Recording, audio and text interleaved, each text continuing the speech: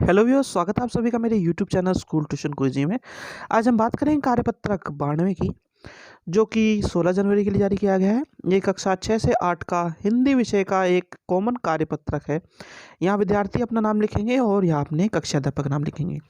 बच्चों, जैसा कि हम सभी को पता है कि आपकी छुट्टियाँ अब खत्म हो चुकी हैं और इस छुट्टियों के खत्म होने के क्रम में ये पहली वर्कशीट, जो कि शनिवार की कॉमन वर्कशीट जारी होती है, वो जारी की गई है। उम्मीद करता हूँ आप सभी बच्चों ने अपना शीतकालीन अवकाश अच्छे से बिताया होगा और आपके जो अध्यापकों ने आपको काम दिया होगा, यानी कि गृह कार्य जो दिया होगा, उसे अच्छी तरीके से पूरा किया होगा।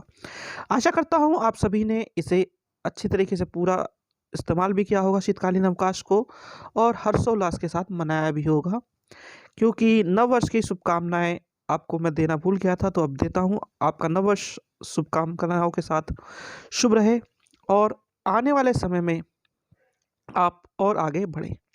तो चलिए बच्चों, अब शुरू करते हैं आपके कार्यपत्रक 92 को, जिसमें पहला प्रश्न दिया गया है।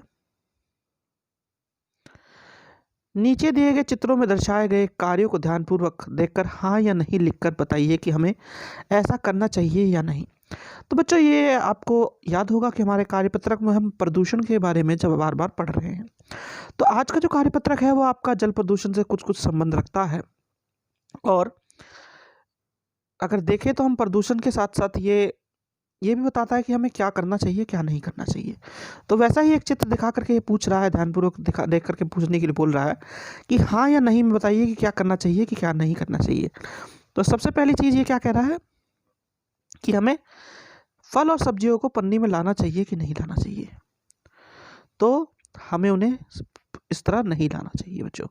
हमें उनके लिए क्या उपयोग करना चाहिए? हमें उनके लिए जो कपड़े से बनी हुई थैली होती है उसका उपयोग करना चाहिए। दूसरे में कह रहा है कि अगर हम सामान लेकर के आए पन्नियों में, तो वो भी हमें नहीं करना चाहिए बच्चों। फिर है जो बहुत से लोग कूड़ा करकट नदियों में फैला देते हैं, तो क्या हमें ऐसा करना चाहिए? तो ऐसा हमें नहीं करना चाहिए बच्चों। हाँ, अगर हो सके तो हो सके तो हम सफाई कर सके तो नदियों की हमें सफाई करना चाहिए। ऐसे हमें हाँ लिखना है इस पे। हाँ, हमें सफाई करनी चाहिए। दूसरा, ये वापस दिखा रहा है, ये क्या कर रहा है?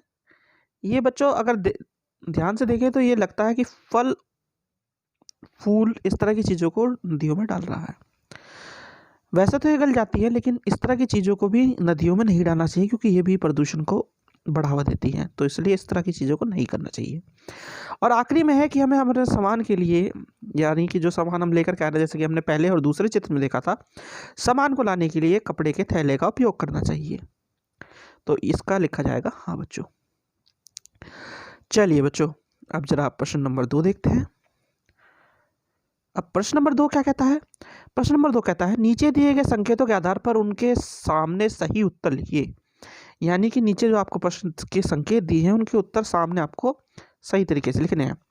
तो बच्चों, सबसे पहला है, दिल्ली में जल का प्रमुख प्राकृतिक स्रोत क्या है? तो यमुना नदी। दिल्ली में प्रमुख प्राकृतिक स्रोत है जल का यमुना नदी। ठीक है बच्चों, चलिए आगे बढ़ते हैं। अगला है, इसमें हमारी लापरवाही के कारण प्रतिदिन बढ़ता जा रहा है। तो जैसे कि हमने ऊपर वाले चित्रों में देखा कि हम उसमें क्या कर रहे हैं, कूड़ा करकट डाल रहे हैं इस तरह, और सफाई बिल्कुल नहीं कर रहे जैसे कि हमें करनी चाहिए। तो इस वजह से इसमें क्या बढ़ता जा रहा है बच्चों? इसमें प्रतिदिन बढ़ता जा रहा है प्रदूषण। इससे आगे है, इसमें रहने वाले जीव हैं। तो इसमें कई तरह के जीव रहते हैं, लेकिन हम सामान्य तौर पे क्या कह सकते हैं? जल में रहने वाले छोटे कीड़े मकोड़े और मछलियां। वैसे तो इसमें कई जीव रहते हैं, जैसे कि डॉल्फिन आपने सुना होगा, वो भी रहती है ना? तो आप लिख सकते हैं उसे भी। आगे है, जलीय जीवों और पर्यावरण के लिए जल की प्रदूषित स्थिति है। ये जलीय जीवों के लिए और पर्यावरण के लिए जल की प्रदूषित स्थिति क्या है? बहुत ही भयंकर भयावह है, और इससे उनको प्राकृतिक तौर पे ही और शारीरिक तौर पे, दोनों तौर पे नुकसान पहुंचता है, और उनकी मृत्यु हो सकती है बच्चों। तो ये क्या है? खतरनाक है एक तरह से। ठीक है बच्चों, चलिए बच्चों आगे बढ़ते हैं। बच्चों प्रश्न नंबर 3 क्या कहता है, दिल्ली प्रदेश की प्रमुख नदी का नाम लिखिए और अपने परिवारजनों के साथ इस बारे में चर्चा कीजिए कि हम इसमें बढ़ते हुए प्रदूषण की रोकथाम के लिए क्या क्या कर सकते हैं और उन उपायों को लिखिए। तो दिल्ली प्रदेश की प्रमुख नदी है बच्चों यमुना।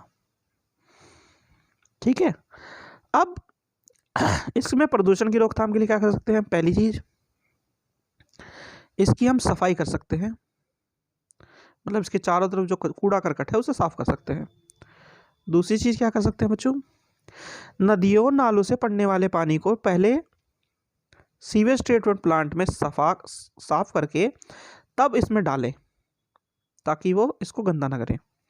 तीसरा क्या कर सकते हैं, जितने भी इंडस्ट्री हैं, फैक्ट्रियां हैं या इस तरह की चीज़ें जिनसे जो है भयावह जो पानी है यानी भयंकर रूप से गंदा पानी जो इसमें जाता है वो नुकसान पहुंचाता है, उसे रोकने का काम कर सकते हैं, उसे साफ करने के लिए बोल सकते हैं और उसे साफ करने के बाद ही इसमें डालने का काम कर सकते हैं। चौथा क्या कर सकते हैं बच्चों, चौथा ये कर सकते हैं कि अपने आस पड़ोस के लोगों को जागरूक कर सकते हैं, अपने मित्रों को जागरूक कर सकते हैं ताकि वह इस तरह की कामों में आगे बढ़कर सहायता करें एक दूसरे की। और हमारी जो ये प्राकृतिक स्रोत के रूप में नदी जो है, जो दिल्ली प्रदेश का एक बहुत ही अलंकृत उदाहरण है, अलंकार है या कह ले गहना है, उसे हम बचाए रख सके बच्चों। तो बच्चों ये हो गया आपका कार्यपत्रक कंप्लीट और वीडियो भी। आशा करता हूँ आपको वीडियो अच्छी लगी होगी। अगर वीडियो अच्छी लगी हो तो चैनल को सब्सक्राइब करें, वीडियो को लाइक करें, शेयर करें। Thank you.